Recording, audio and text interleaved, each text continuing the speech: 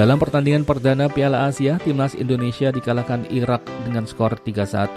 Kalau kita melihat dari 3 gol yang diciptakan oleh Irak, semuanya berkat adanya kesalahan antisipasi dari pemain Indonesia. Masih ada beberapa blunder namun terbilang minor.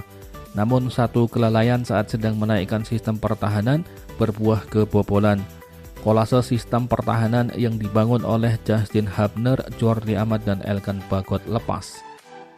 Back-back ini sempat lupa menjaga ruang yang ditinggal oleh Rizky Ridho saat membantu naik ke sisi sayap. Irak membuat Jordi, Hubner, dan Bagot hanya bisa saling tatap.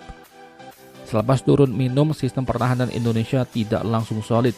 Digantinya Asnawi Mangku Alam dengan Witan Sulaiman malah membuat sedikit celah.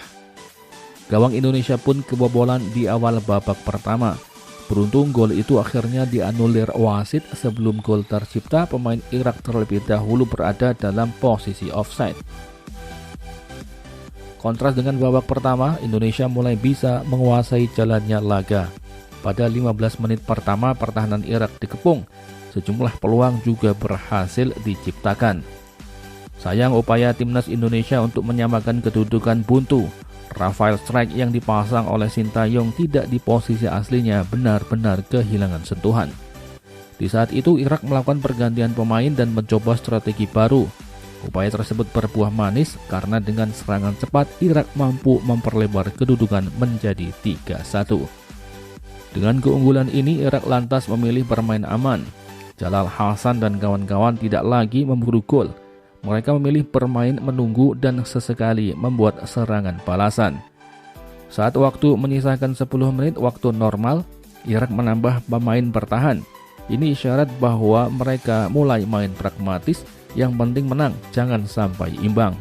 Hasilnya pun bisa dilihat, Irak mampu menjaga keunggulan hingga pertandingan usai. Dari pertandingan ini kita bisa melihat bagaimana Irak menjalankan skema pertandingan dengan baik dan benar.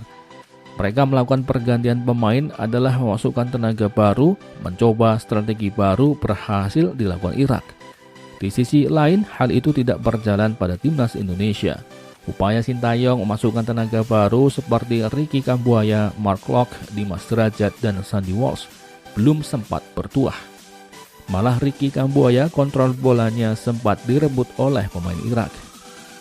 Para pemain yang baru masuk tidak bisa melakukan sentuhan terbaiknya. Dalam turnamen besar sekelas Piala Asia, sudah seharusnya menyertakan pemain berpengalaman ke dalam skuad. Tidak semuanya pemain muda.